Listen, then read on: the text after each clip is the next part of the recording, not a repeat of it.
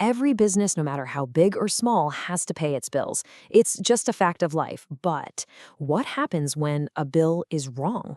Well, today we're going to follow a modern farmer named Raju to see how a really powerful system helps him make sure every single payment is perfect, right down to the last seed. So let's meet Raju. He's a farmer and he knows that a great harvest takes more than just sun and good soil. It's also about running a really smart business.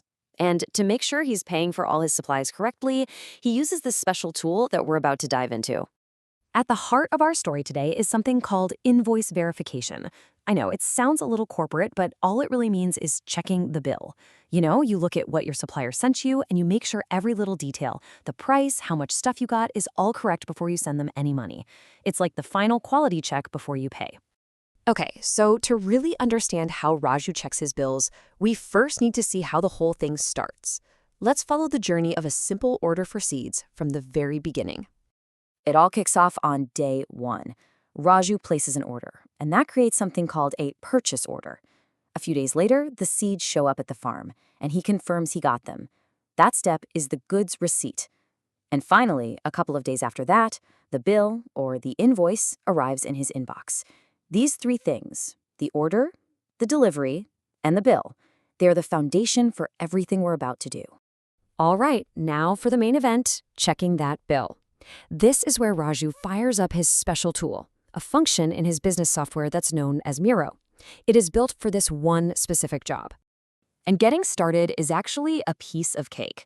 First, he types in the code MIRO. You can think of it like a secret password that opens up the right program. Next, he just puts in the date he sees on the supplier's invoice. And finally, he types in his original purchase order number. That's the key part that connects this bill back to the order he placed. So this is what Raju is actually looking at on his screen. He plugs those key details right into the top fields. The date, a reference number, and then, over in the PO reference section, he puts in that purchase order number. This is what tells the system, hey, go find this specific order for me. Now, the next few steps are where the magic really happens. Raju just types in the total amount from the supplier's bill. The second he hits enter, this system goes to work. It pulls up all the details from his original order and the delivery confirmation and compares everything. And the goal is super simple. Make sure the difference between what he was billed and what he thought he should be billed is 0, a perfect match. And there it is. Look at that. See the green light up in the corner and that beautiful 000 balance? That is the system screaming success. It's a clear signal that everything lines up perfectly. The bill matches the order matches the delivery. We are good to go. But before he makes it official, Raju does one last little check. He clicks the Simulate button. Now, this doesn't actually pay anything, but what it does is give him a sneak peek, a preview of exactly how this whole transaction is going to get recorded in his farm's accounting books. This simulation screen basically shows him all the behind-the-scenes accounting stuff. It's a final sanity check to make sure the money is being recorded in all the right places. Once he sees that it looks good, he can confidently hit post and formally approve that invoice for payment. So that's the dream scenario, right? A perfect match from start to finish. It's clean, it's simple, and it's ready to post. But, we all know that life isn't always that perfect. So what happens when the bill is just wrong? Yeah, what happens then? What if the supplier's invoice doesn't quite match up with Raju's original order? What if they just made a simple mistake? It happens. Let's just imagine this. Raju ordered exactly 100 bags of seeds. But when the invoice shows up, it says he needs to pay for 110 bags. It's a classic mix-up, and believe me, it happens all the time. Now, when the system sees a difference like this, whether it's the wrong quantity or the wrong price, it doesn't just ignore it. Nope, it automatically puts a hold on that invoice. We call this a blocked invoice, and it's basically a safety feature to make sure nobody accidentally overpays. And you can see it right here. What's really cool is this payment block field. The system automatically flagged this invoice as blocked for payment. This means nobody in accounting can pay this bill until Raju figures out what's going on and fixes the problem.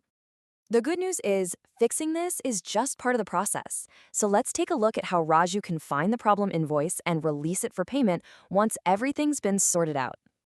To handle this, he uses a different transaction code, MRBR. He opens this tool, puts in his company info and the invoice number, and it shows him a list of all the blocked invoices. From there, he can look at the details, sort things out with a supplier, and then manually approve it to be released.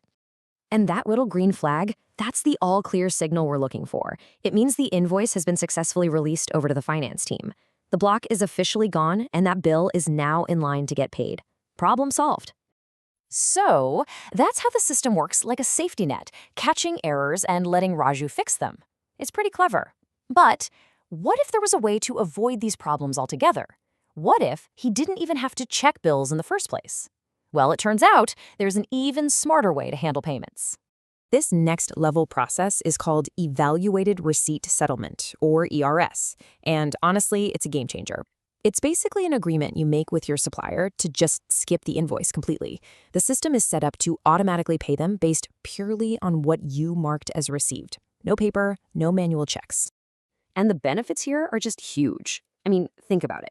The whole process is way faster, but the real win? It frees up so much time for Raju and his team. Instead of shuffling paperwork, they can focus on what they do best, running the farm. And because the payment is based on what was actually delivered, all those annoying mismatches in price or quantity, they basically become impossible. It all comes down to this one simple, powerful idea. Purchase orders can be settled and closed quickly. This whole shift toward automation is about making things more efficient, more accurate, and freeing up people like Raju to do their real jobs, not just paperwork. So while Raju's way of verifying invoices is a really solid safety net, the move towards automated systems like ERS brings up a pretty big question for the future, doesn't it? Are we heading towards a world where checking bills could just be a thing of the past?